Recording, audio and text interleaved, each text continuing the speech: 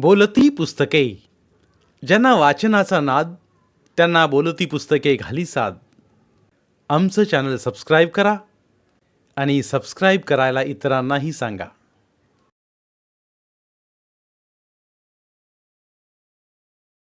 नमस्कार श्रोते मित्र हो. बोलती पुस्तके सादर करीत आहे लेखक श्री दशरथ गावडे लिखित कादंबरी फेरा, प्रकरण 22. आशाला घरी आणलेल्याचा दुसरा दिवस उजाडला. रुक्मिणीनं उठून सगळं काम आटोपून सगळ्यांना चहा बनवून दिला. नंतर रोजच्याप्रमाणे तिनं आशाच्या हातापायाला तेल लावून चोळलं. तिच्या हाताला पकडून घरातल्या घरात चालवलं.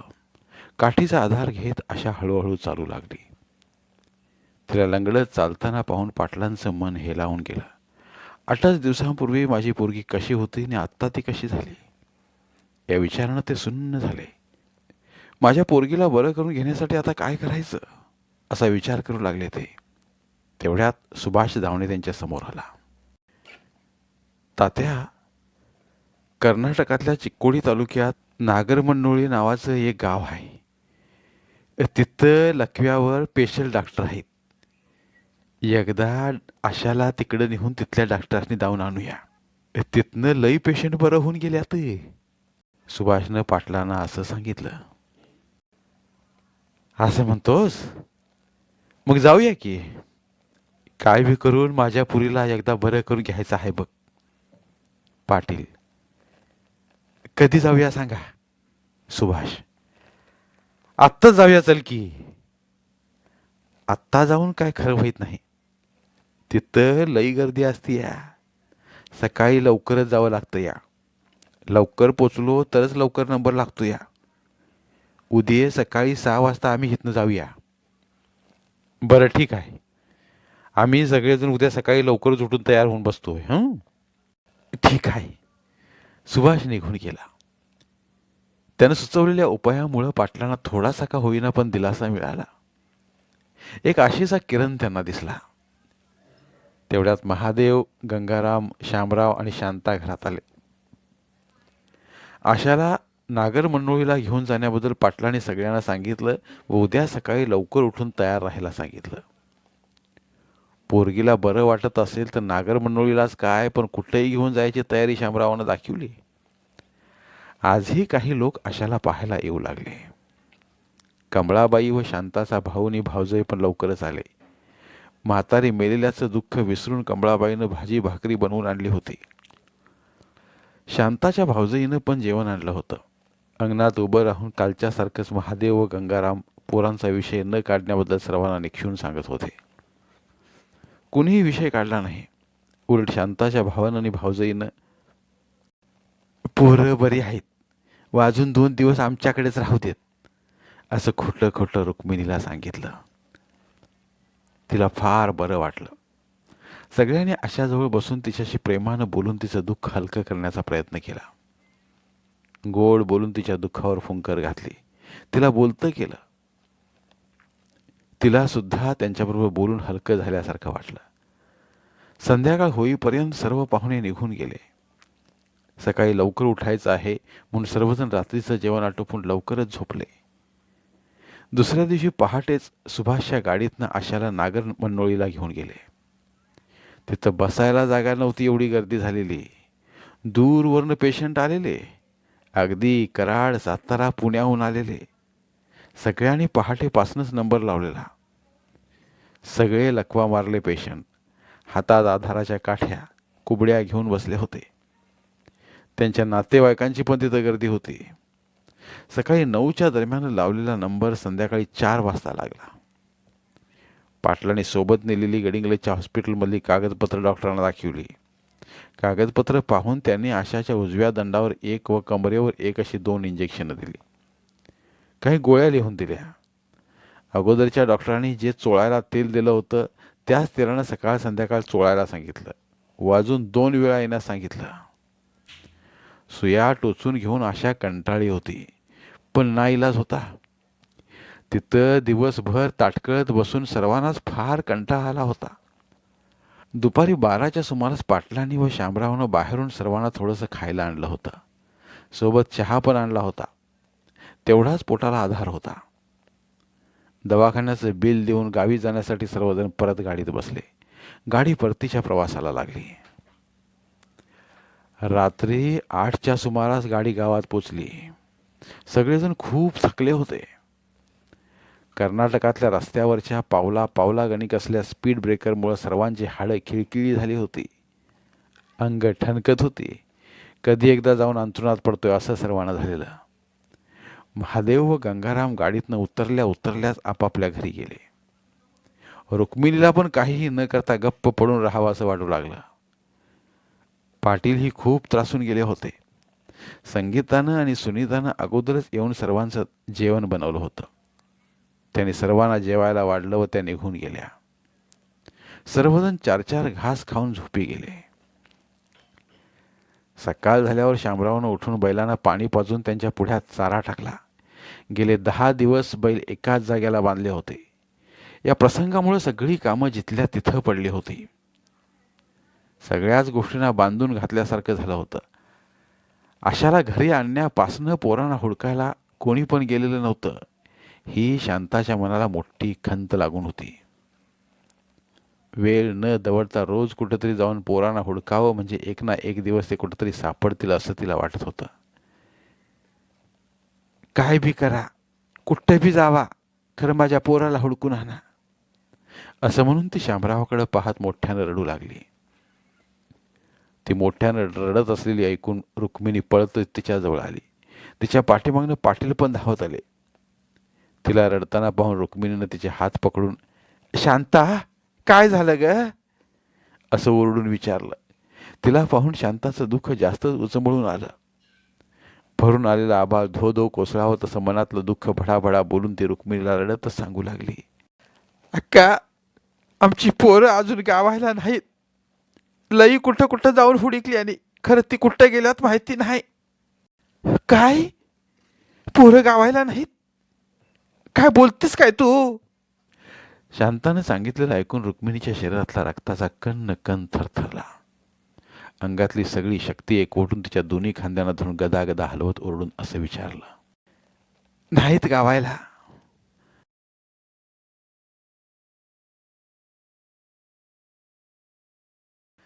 अगं खरं पोरं तुझ्या माहेरात आहेत ना? नाही, पोरं तिकडे बी जायला नाहीत. तू बासनी खोटं सांगितलं होतं. कुठं गेल्या ते अजून यायलाच नाहीत. रुक्मिणीच्या पायाखालची जमीन सरकली. धरती फाटल्यासारखा तिला भास होऊ लागला. डोक्यावर आभाळ कोसळते असं तिला वाटू लागलं. क्षणार्धात तिच्या अंगाला दरदरून घाम फुटला. अरे देवा, काय झालं हे? मला खोटं का सांगितलं असा? कुठं गेली म्हणायची माझी पोरं? आता कुठं कुठं भरून हुडकायचं माझ्या पोरासनी? माझी पोरं मला आणून द्या. कपाळावर दोन्ही हात आपटत व टाहो फोडून रडत ती पाटलांकडे पाहत ओरडून असं बोलली. दोघींचा आरडाओरडा ऐकून आजूबाजूची सगळी बायका माणसं जमा झाली. शारूबाई, संगीता, सुनीता पण आल्या. त्या दोघींना आवरायचा प्रयत्न करू लागल्या, पण त्या कुणालाच आवरेनात. दोघींचं रडणं व त्यांचा अवतार पाहून पाटील बंधू डोक्याला हात लावून गप्पच बसले. आज ना उद्या हे सत्य उघडकीस येणार आणि हा प्रकार घडणार हे ते गृहीत धरूनच होते. काकू व आई रडलेल्याचा आवाज अशाला ऐकायला गेला. त्या का रडत आहेत हे बघण्यासाठी आधाराची काठी टेकत लंगडत ती हळूहळू दरवाजापर्यंत आली व उंबऱ्याच्या आतल्या बाजूला रडत बसली. शामरावच्या घरात चाललेला रडण्या भेकण्याचा आवाज ऐकून महादेव, गंगाराम व श्रीपती घाबरून पळत आले. महादेवनं उंबऱ्याजवळ रडत बसल्या आशाला पाहिलं, पण तो तिथं न थांबता सरळ शामरावाच्या घरात गेला. तिथं सगळा गोंधळ माजला होता. सगळं घर बायका माणसांनी भरून गेलं होतं. सगळेजण आपापल्या परीनं रुक्मिणीला आणि शांताला समजावत होते. 3-4 बायकांनी मिळून त्यांना घट्ट पकडून ठेवलं व शांत करून पाणी पाजलं. दोघीही डोक्याला हात लावून भिंतीला टेकून बसल्या. आत्यासाहेब, पायाला ठारा नाही ते सगळेजण पोरासनी हुडकायला फिरत्यात. ताण भूक इसरून सगळीकडे हुडकल्याने खरं त्यांचा पत्त्याच लागायला नाही. त्यासने धरून नेऊन धरणाच्या आराला दिला असं म्हणून ते धरण बांधत्या तिकडे बी जाऊन चौकशी करून आल्याने, कोल्हापुरापत्तोर बी जाऊन हुडकल्याने खरं ते कुठे बी गावायला नाहीत. संगीतानं दाटलेल्या कंठानं रुक्मिणीला सांगितलं.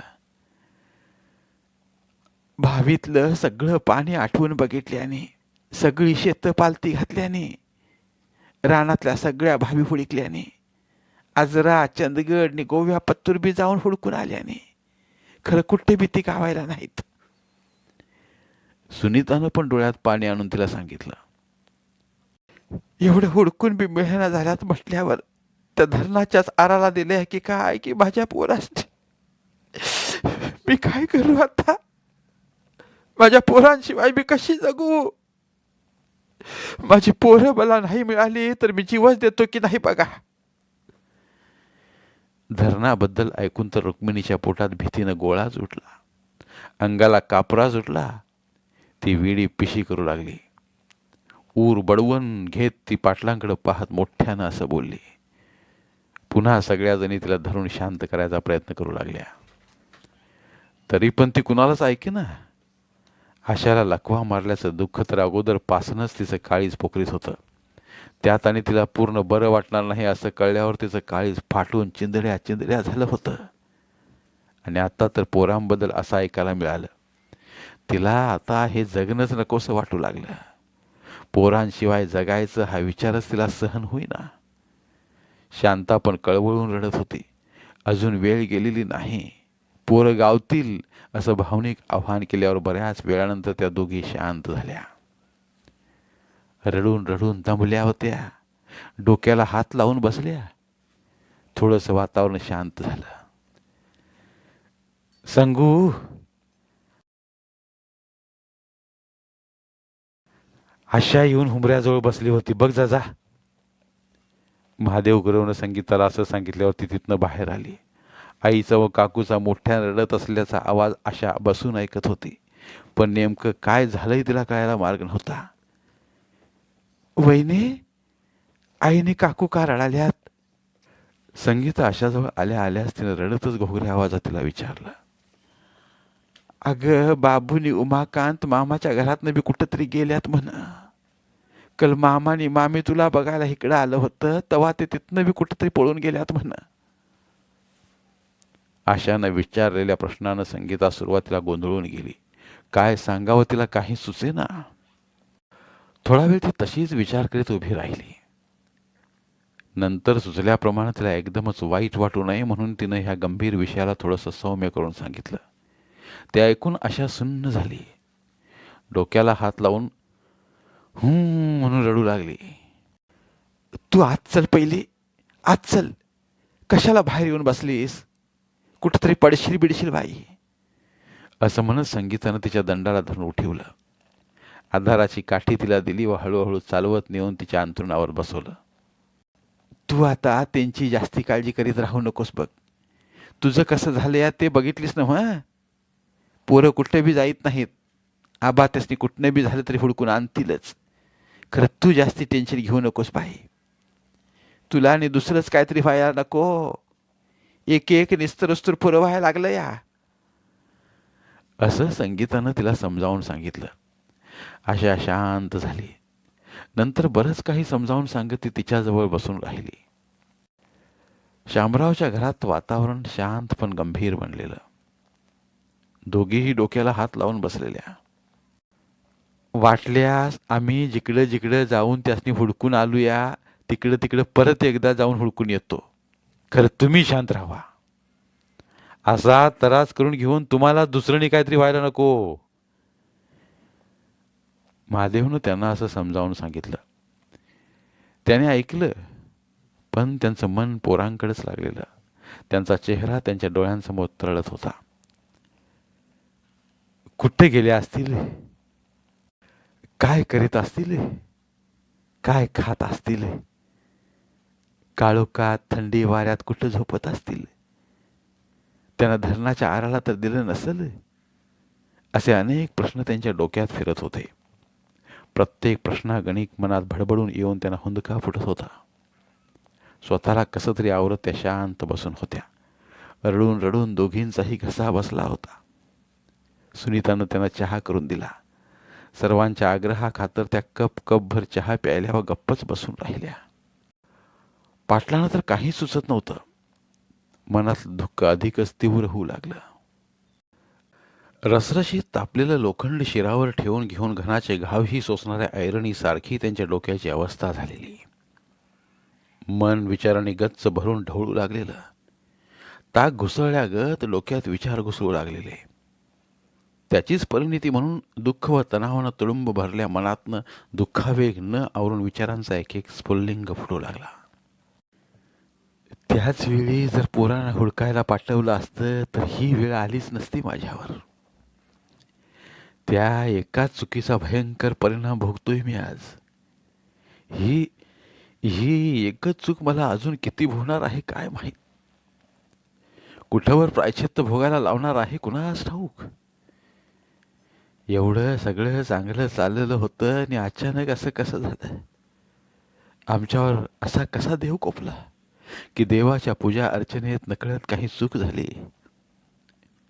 आमचं अस्तित्वच पणाला लागावं असा प्रसंग आमच्यावर कसा आला की आमचं चांगलं चाललेलं कुणाला बघवलं नाही.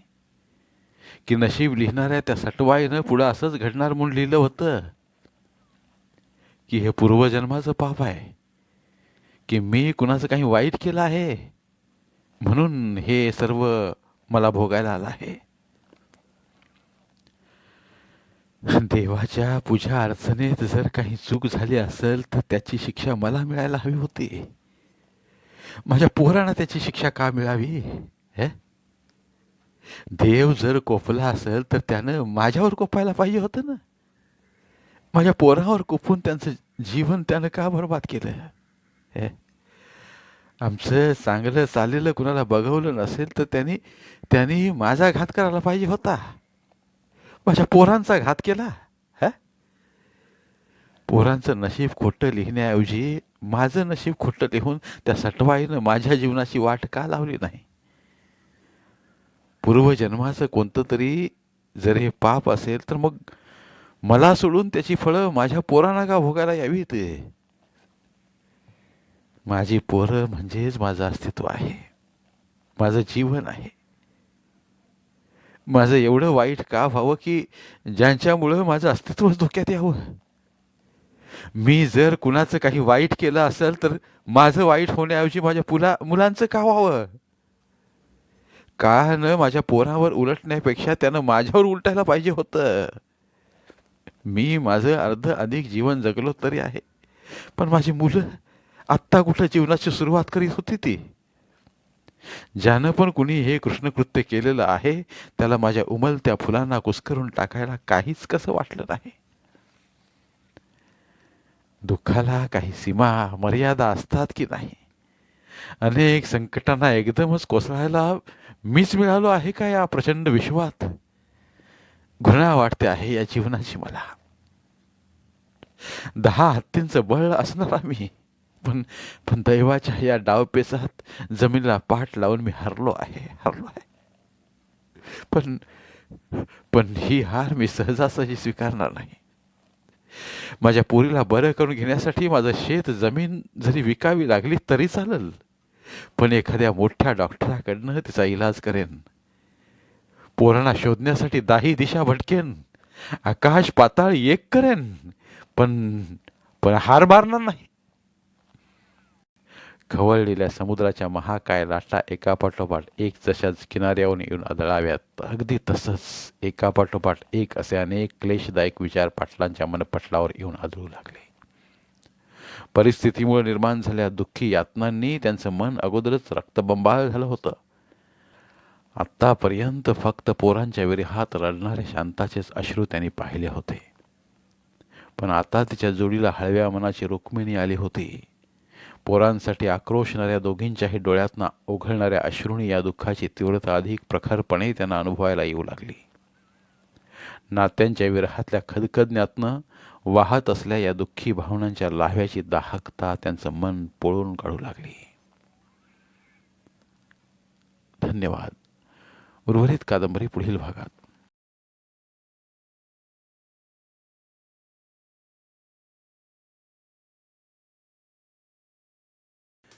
धन्यवाद. प्रिय श्रोते मित्र हो, आपल्यासाठी एक आवाहन. आमच्या चॅनलच्या प्लेलिस्ट विभागात तुमच्यासाठी शेकडो कादंबऱ्यांचे ऑडिओ बुक्स उपलब्ध आहेत. तिथे प्रत्येक कादंबरीचे सर्व भाग एकत्रित मिळतील. त्यामुळे सध्या सुरू असलेल्या क्रमशः कादंबरीच्या पुढील भागासाठी वाट पाहण्याची गरज नाही. तुमच्या वेळेनुसार तुम्ही संपूर्ण कादंबरी सलगपणे ऐकू शकतात आणि साहित्याचा आस्वाद घेऊ शकता. कृपया आमच्या चॅनलच्या होमपेजवर जाऊन प्लेलिस्ट चेक करा आणि तुमची आवडती कादंबरी निवडा. धन्यवाद.